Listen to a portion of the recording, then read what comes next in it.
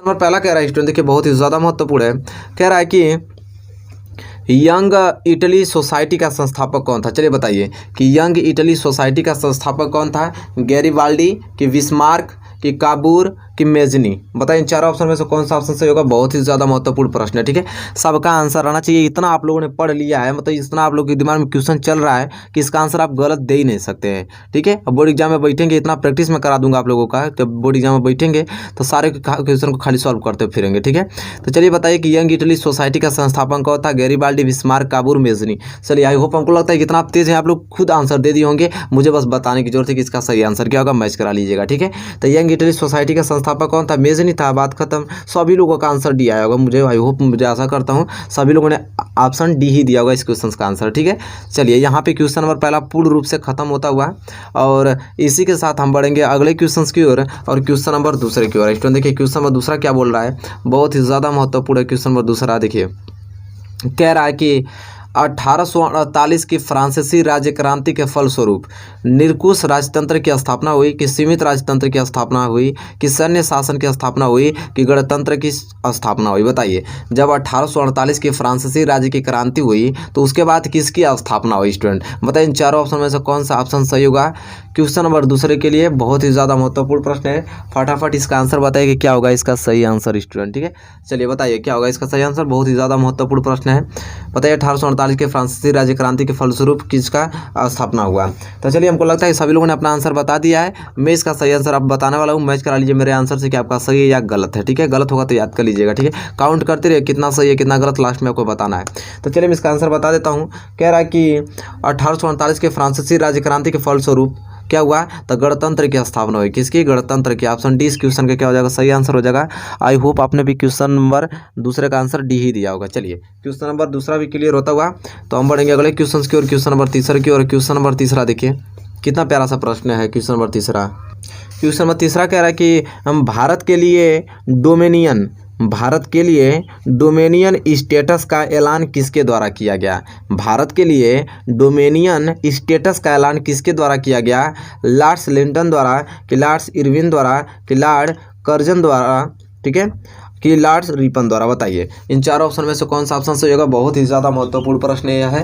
Question number तीसरा कि भारत के लिए जो डोमेनियन स्टेटस का ऐलान किसके द्वारा किया गया था। सभी लोगों का आंसर सही आना चाहिए, ठीक है। फटाफट कमेंट करके बताइए क्या होगा इसका सही उत्तर इन चारों ऑप्शनों में से। स्टूडेंट चलिए फटाफट आप इसका आंसर बताइए, ठीक है। टाइपिंग कीजिए, मैं वेट कर रहा हूँ आप लोगों के आंसर का। आई होप, हमको लगता है कि आप लोगों ने क्वेश्चन नंबर तीसरे का आंसर दे भी दिया है, ठीक है। चलिए सभी लोगों ने दे दिया, जिनका भी आंसर सही था, जो भी आप लोगों ने सोचा होगा कि इसका आंसर सही होगा, आपने दे दिया।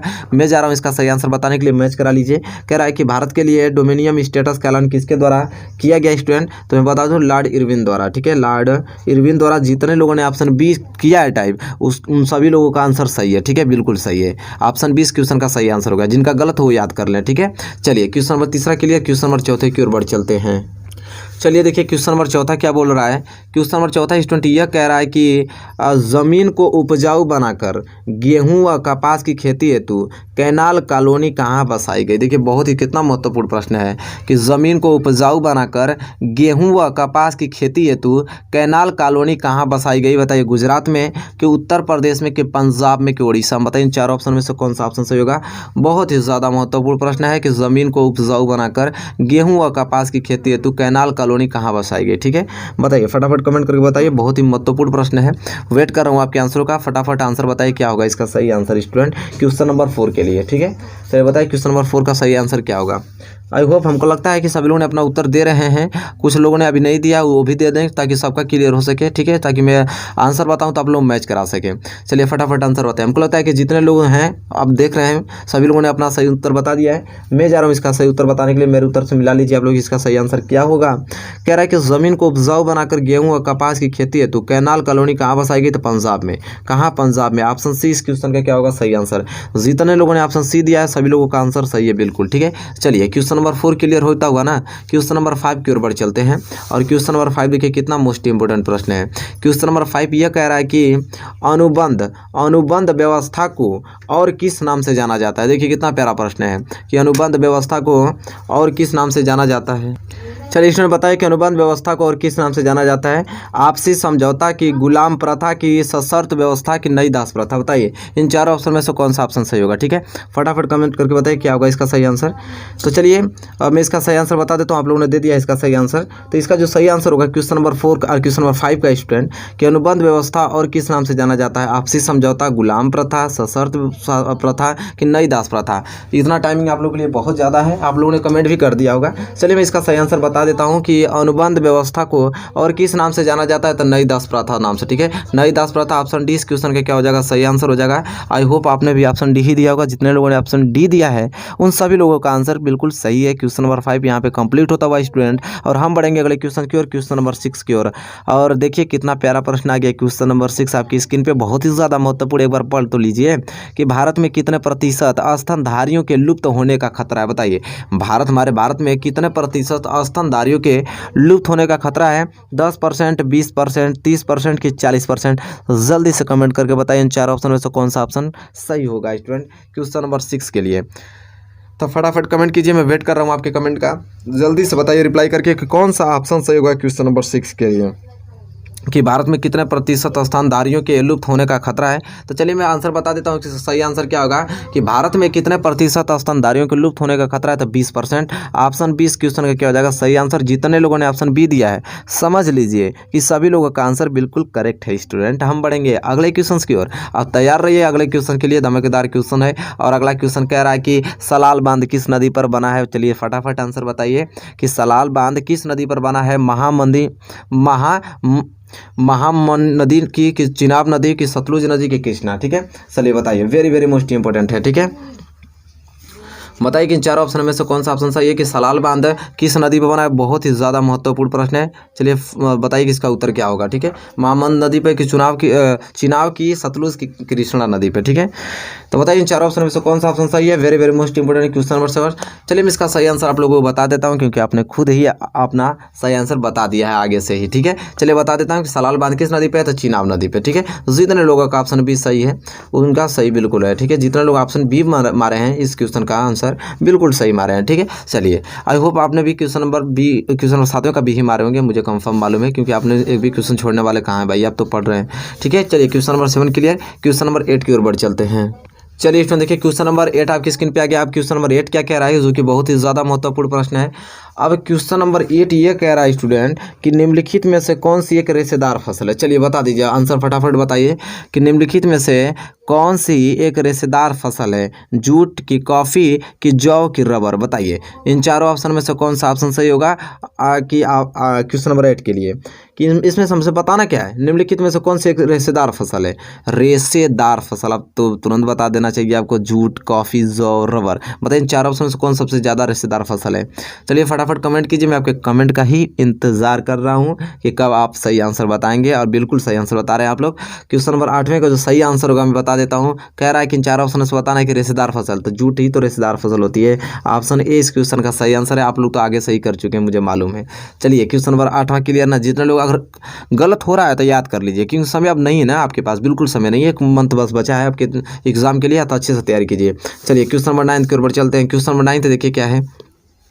क्वेश्चन नंबर 9 ये कह रहा है कि हम ब्राज़ील में स्थानांतरित कृषि को क्या कहा जाता है? वो देखिए बहुत ही ज़्यादा महत्वपूर्ण प्रश्न है कि ब्राज़ील में स्थानांतरित कृषि को क्या कहा जाता है? बताइए कोनको कहा जाता है, कि रोका कहा जाता है, कि दीपा कहा जाता है, कि मसूले कहा जाता है? देखिए बहुत ही ज़्यादा महत्वपूर्ण प्रश्न है। बताइए इन चारों ऑप्शन में से कौन सा ऑप्शन सही होगा कि ब्राज़ील में स्थानांतरित कृषि को क्या कहा जाता है? कोनको, रोका, दीपा कि मसूले? बताइए जल्दी से कमेंट करके बताइए इन चार ऑप्शन में से कौन सा ऑप्शन सही है। और मैं चाह रहा हूँ इसका सही आंसर बताने के लिए, आप लोग मेरे आंसर से मैच करा सकते हैं। ठीक है, बिल्कुल कराना है और लास्ट में बताना भी है कि आपका स्कोर कितना रहा है इस टेस्ट में। तो ब्राज़ील में स्थानांतरित कृषि को क्या कहा जाता है स्टूडेंट? तो क्या कहा जाता है? तो रोका कहा जाता है। ऑप्शन बी इस क्वेश्चन का क्या है? सही आंसर है।